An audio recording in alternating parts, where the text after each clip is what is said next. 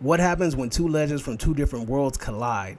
One is a war-born nightmare, Smoke, a World War I veteran turned Chicago mob enforcer. Hardened by trenches, sharpened by blood, now back in Clarksdale, Mississippi with a deadly knack for killing vampires. The other, a freed slave turned bounty hunter, Django, a man with a vision so strong he burned through the Old South with a six-shooter and a purpose. Fast, fearless, unforgiving. Two men, two killers, one forged in war, the other in chains and fire. They've survived everything except each other. This is Smoke versus Django. What's going on, everybody? It's David from the 80s, and you are now entering the Cinema Chop Shop, so park your ass right there. And while you're there, don't forget to hit the like, the share, and the subscribe button. And today I have two guests with me. To this direction right here is Q Reviews glitching because my man is working. And then down there, Rashad G, turns into the Hulk and gives movies B's even though they deserve C's. But we're going to talk about that some other day. But today we got an interesting topic, man. We got some interesting topics. We got two iconic black characters from damn near racial segregated times. So, I mean, they got a lot in common, but at the same time, we're going to break these two movies down. We're going to talk about a hypothetical versus battle between Smoke from Sinners and Django from the movie Django Unchained. Now, there's a format to this, so I just want to throw the format out there first. First, we're just going to kind of like talk briefly about each movie. Which movie do we think is the better movie? We're going to talk about each character, their abilities, so on and so forth, what weapons they have. And then at the end, we're going to talk about who will win in a hypothetical versus between the two characters. Now, we also might have to talk about a handicap because this is a huge freaking time era jump. And the weaponry in each time era is a little bit, less advanced. So we'll talk about that when we get there. But the Django Unchained, a former slave that was rescued by a bounty hunter, who the bounty hunter agrees to help him get his wife. And what's his name? Calvin Candy, right?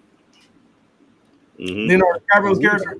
So basically, Calvin Candy. Get a wife from Calvin Candy, but Calvin Candy ain't letting her go too easily. This ends up being a bloodbath in order for him to get his wife back into his arms. What's her name? It's Brumhilda? Hilda. I think it was Hilda. Yeah. Because she was like, she had a German name, Brumhilda or some shit like that. Brumhilda, yeah. Yeah, so, I mean, it's a pretty simplistic story, nothing too deep, but Django was basically a former enslaved African that was given a second chance to be a bounty hunter, kill some white people, so on and so forth. Movie's directed by Quentin Tarantino, amazing filmmaker, and you already know the rest. Now, since it's a more recent movie, who wants to be the one to give a brief, description of Sinners? Oh yeah. Like the basic synopsis of Sinners. I think the main character really it stars Michael B. Jordan playing Smoke and Stack, but I think the main story is about Sammy, and like how Sammy has to come with his duality, one of the wildest nights of his life. Like it's all play out in one day, so it's crazy. Stars two wonderful films, like I said, Michael B. Jordan's with Smoke and Stack, and then they're in the Prohibition era, and they want to open a juke joint, and they do, but like they're sold by the Klan, so it's already that dichotomy, and then they end up opening this juke joint, and vampires show up, and they have to survive the night of the blood-sucking vampires, directed by Ryan Coogler, and then, like you said, shot in IMAX, all the rest. So I think that's it. I might have missed Sammy. Yeah. So they're cousins. So Smoke and Stack is Sammy's cousin. So we're gonna take the brother that died at the end of the movie, and we're gonna put him in a hypothetical versus battle against Django because honestly, Smoke seemed to be the more militant brother. Stack showed signs of willing to shoot somebody, but Smoke really seemed like the real militant one, the one that really was paying attention in arms training. Especially with what he did at the end of the movie. So between these two movies, like which movie would you feel like was the better movie? And we're gonna start off with Rashad because he ain't said shit. He's been trying to pass the baton all day. So we're gonna start off with Rashad. What you think? Which movie would you say is the better overall film? Don't do that to me, man. I did it. That's tough, man. Because Django was such a classic, bro. Especially how Yeah, how at the end, man, he just gets revenge on the white folks like I've never seen, even in Blaxploitation. Mm. And then Sinners is just like this shit just came out and it's already a certified classic. So, um, um, if you put a gun to my head and said, you know, Got this to is the pick last one. movie you have to watch for the rest of the life, I say Sinners. Woo. I would say Sinners. Sinners. All I would say right. Sinners. What gave you Just because what gave it the edge is that I'm more of a horror fan than I am a Western, and Django plays more like a Western.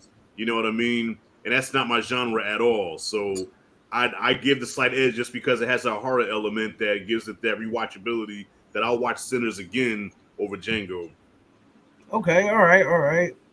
Fair enough. Q, what do you think?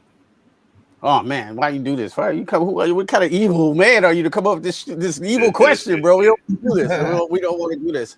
I'm gonna be 100% honest on this answer. I think Sinners looks better than Django by a long shot. I think it's shot better, even though Quentin Tarantino shot and that one looks good too.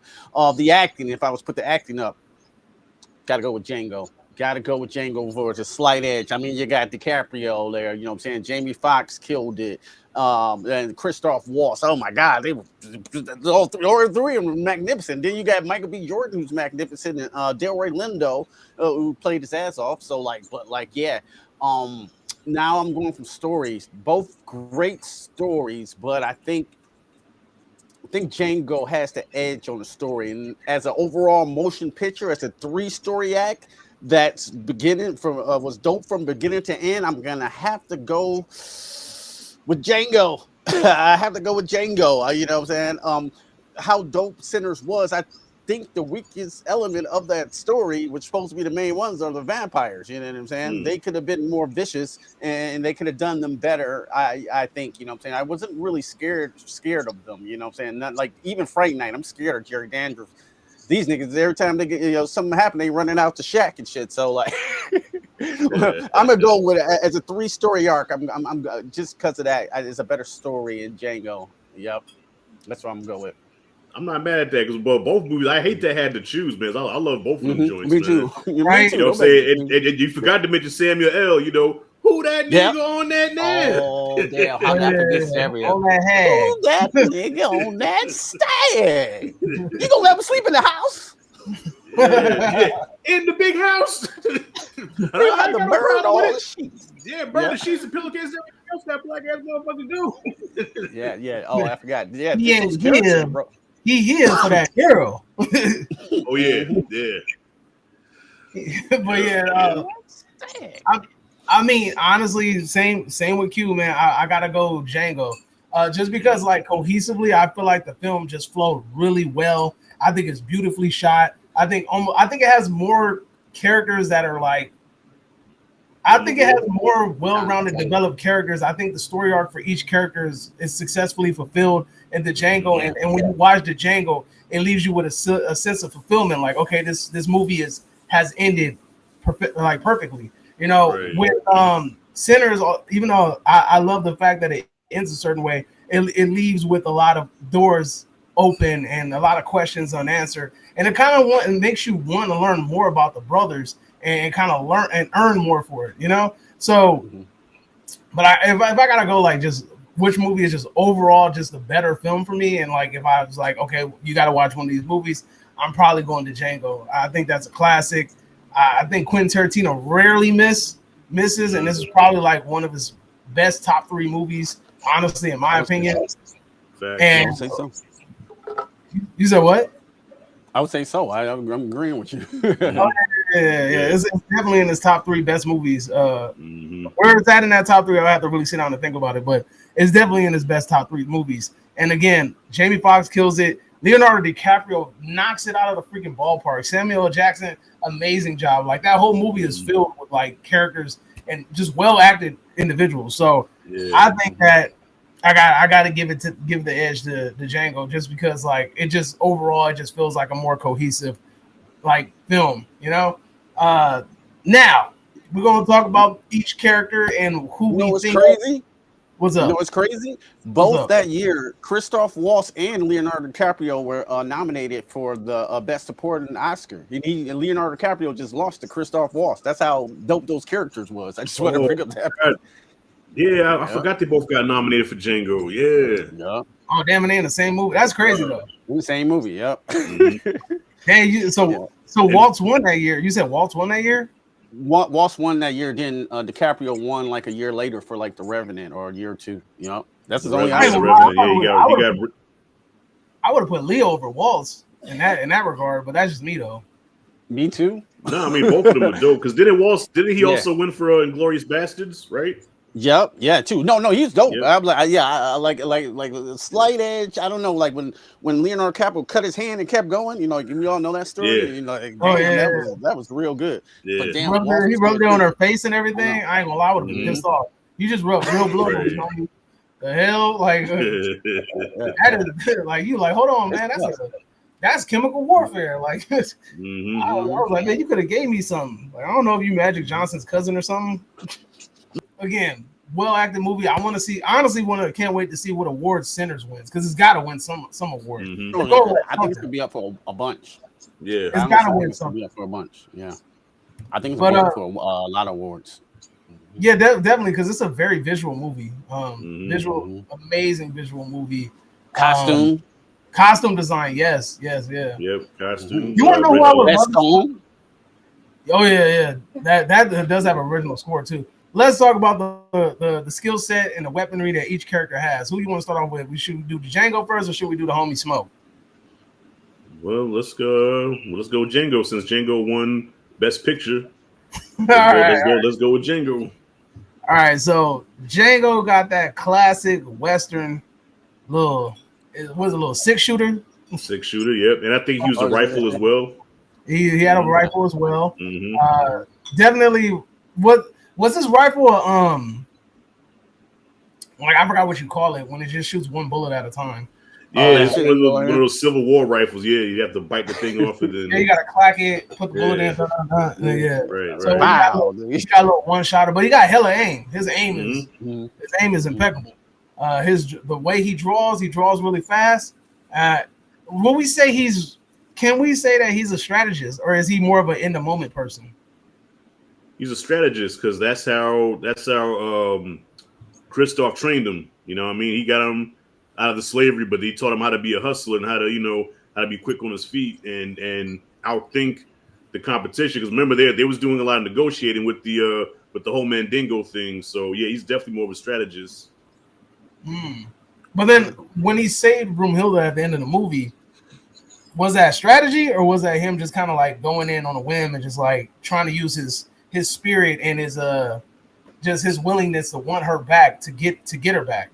Well, was the end was just the end, everything just like at the end, it was just Tarantino carnage, man. Strategy, all that stuff just went out the window. It was just Tarantino's signature bloodbath. No thought, no, just straight up, just kill crackers. That's it. Right. Entertaining. Yeah, but I mean, but him being able to like being significantly outnumbered and still basically coming out of that situation on top. Even though he didn't go into it with a strategy, you can tell that he was really strategic in the way that he did things because he didn't die in this damn movie. So I guess he thinks on the fly type person. Yeah, well, even the way he outsmarted Candy, you know what I'm saying? Like the way they got Candy's attention to even bring them to the plantation, because he was like, dude, who's this articulate nigga that, that's trying to negotiate? You know what I'm saying? Like he was impressed by that. And like even Christoph was like, damn, I trained you well. Like you're better at this than I am. So yeah, I think he's definitely the master strategist because that's how they was able to get the Candyland to begin with. Agreed. Yeah. All right. So did he have dynamite or anything in this movie? No, right? Like, because I know they blew up the plantation at the end, but I forgot why it blew up. Did he? I think he did have dynamite. Yeah, I think I would say yes, but I'm at 100. Yeah, after he shot Samuel and Samuel's on the ground screaming, "God, please help me kill this nigga." I think that's when he lit the dynamite up and the house blew up. So it was something. I remember. Oh, shit. It was something, but that house blew up though. I remember that shit. Remember that right there? That's the first nigga I know pray to God to help. Yeah. God help, please help me kill this nigga. Help me kill this nigga. That's another great feature about the Django. It has so many quotables. Yeah, facts. Mm-hmm. That movie is hella quotable. I can't say Sinners has too many quotes, but well, all right. So let's go with Smoke. All right, Smoke. Dude has a hell of an arsenal. He got grenades. He has that.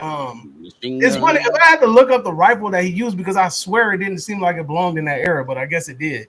That because that rifle looked like damn near a freaking anti-tank rifle. I was like, damn, that shit was big. Had the long barrel and all that. It's not the joint he used at the end on the plane. That's a Tommy gun, right? Wasn't that a Tommy gun?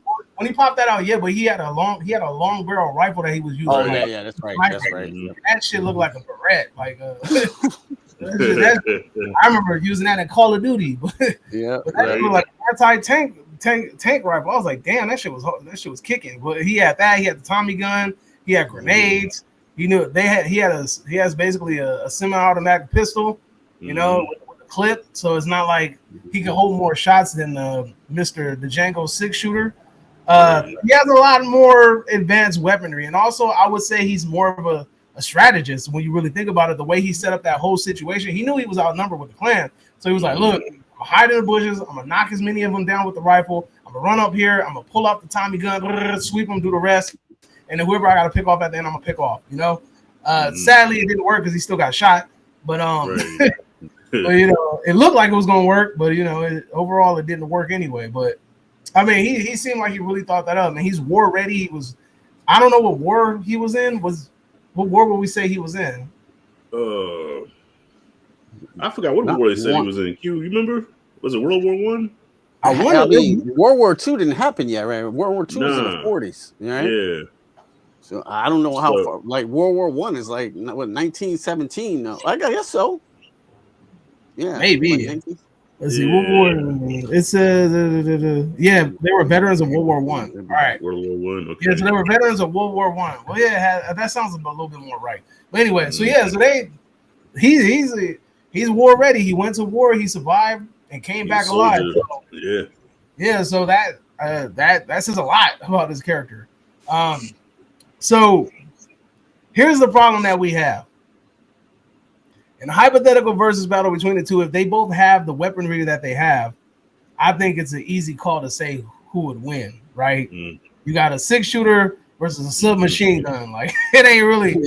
I don't think it's too fair. So, what if we do we all agree that if we left it as it is and gave them all equipment that they have, Smoke would definitely win this, right? Twice on Sunday. Exactly right. So what if we level the playing field? We either, let's say, Smoke has to use a 6-shooter too, right? He only gets 6 shots. You know, whatever he shoots, he has to reload manually with the hand. We're not giving him semi-automatic weaponry. You know, so if we put those two in the same battlefield with the same weapon, they both got a little 6-shooter. Who do we think is winning? Django. With 6-shooter versus 6-shooter, you know what I'm thinking? That's his error, you know, like he's shooting from the hip, you know what I'm saying? Just like pow, pow, pow, but it's not I'm not saying like as in a duel, like they're not gonna be like, you're gonna take 10 steps right there. You know, okay. I say draw, we're gonna turn around and shoot. I mean, like if it was like if they told Django, hey man, there's these boys that owe us some money in Mississippi, I'm gonna need you to go over there and get them, and I got you a bounty. A very nice bounty. We're gonna give you $2,000 to go on and get this boy from Mississippi. You know, it'll be yours, and then double it if he's dead, or no, double it if you bring him back alive, or whatever the case may be, whatever. So Django got to go and get him Smoke. Now, obviously, you're not gonna just walk up to him and be like, "Hey, get in the car." You know, right? He knows he's a military man. He knows that he has to proceed.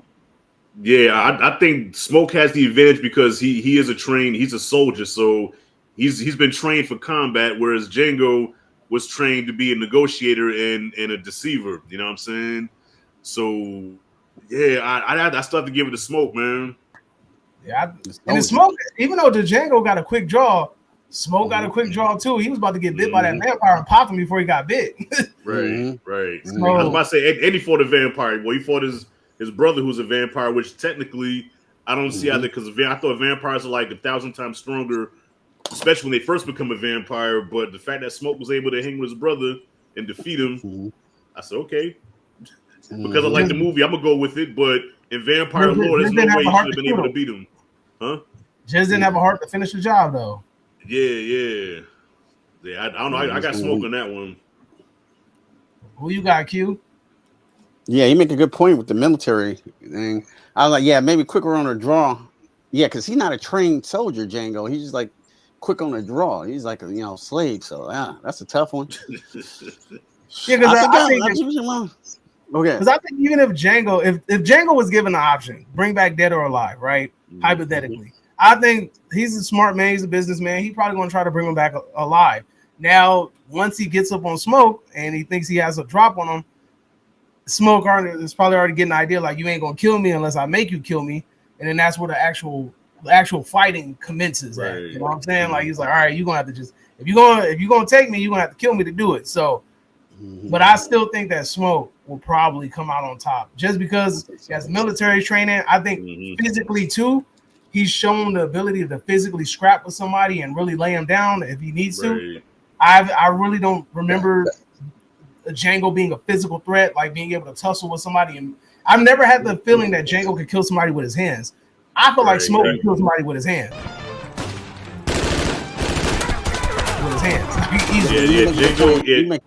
Django wasn't no Mandingo, man. You know what I'm saying? Now, if he was a Mandingo, that'd be different.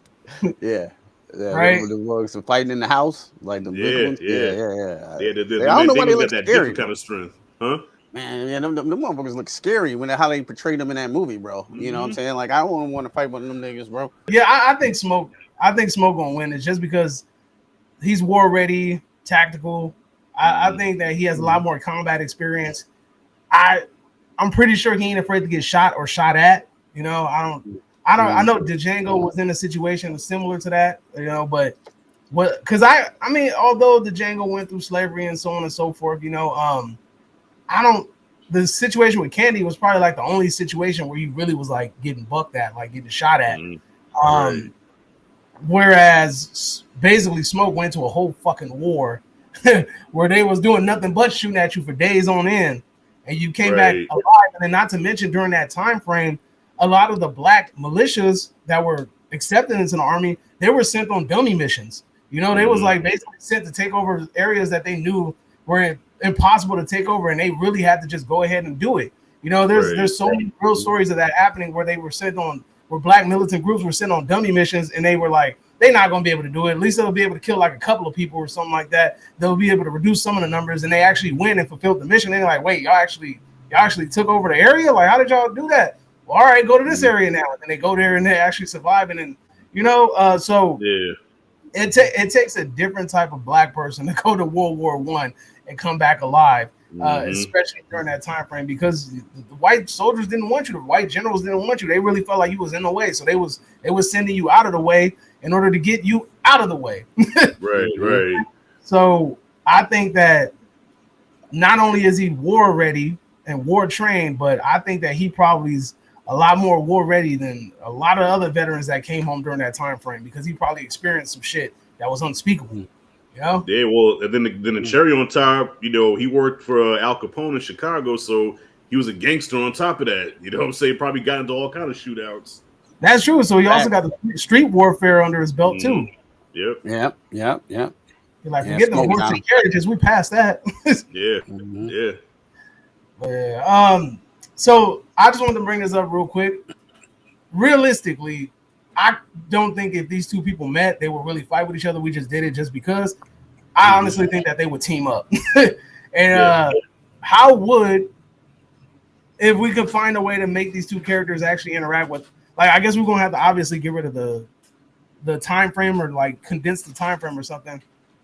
How would a movie with both of these characters actually play out, where they would interact with each other? I'm gonna let you have that one, bro.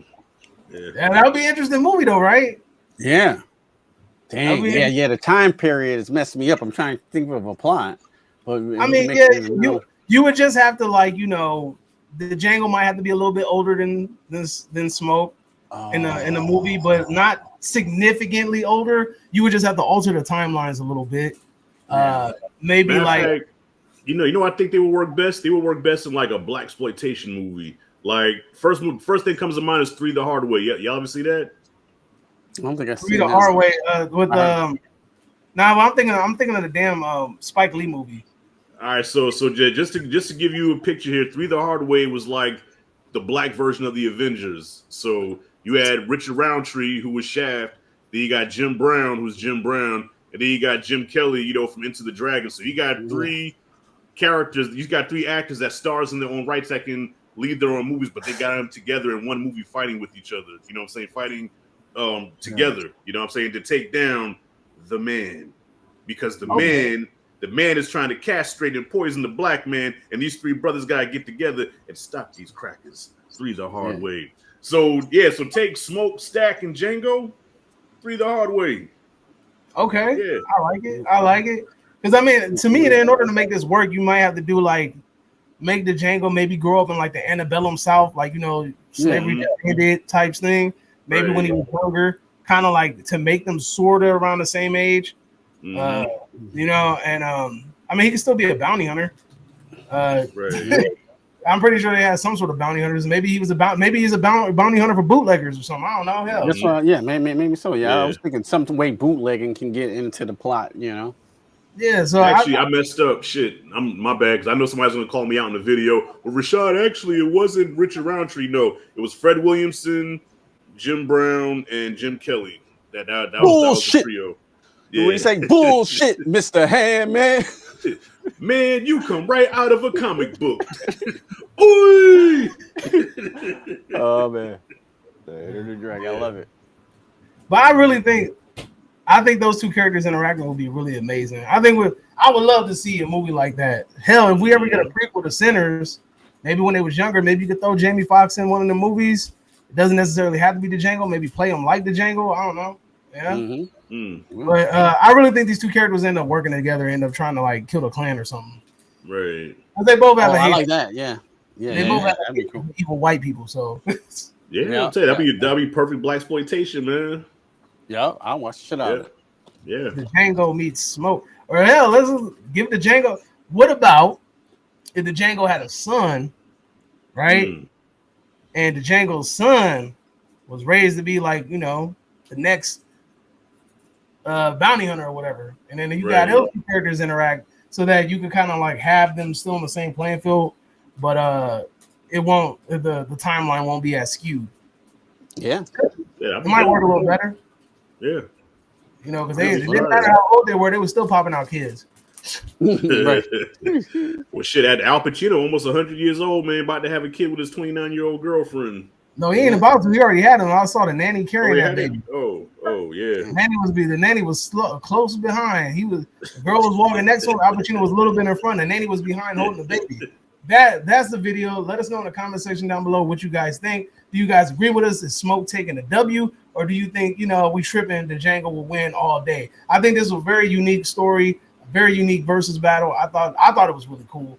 And I mean, even though it was a little one-sided at times, but still, it was just really cool to see these 2 black iconic characters in this recent history. You know, Django ain't that damn old, and just to see them hypothetically fight each other. But we know in real life they probably would just team up and take down the white man. You know what I'm saying? Yeah, take down the man.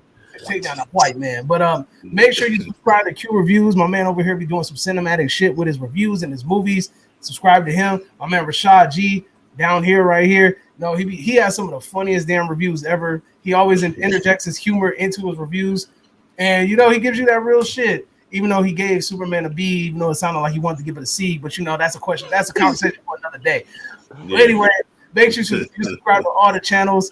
And I would love to have these guys on again. We'll find a video for us to collaborate on. But until next time, adios. You're exiting the Cinema Chop Shop. And y'all have a great day. Peace.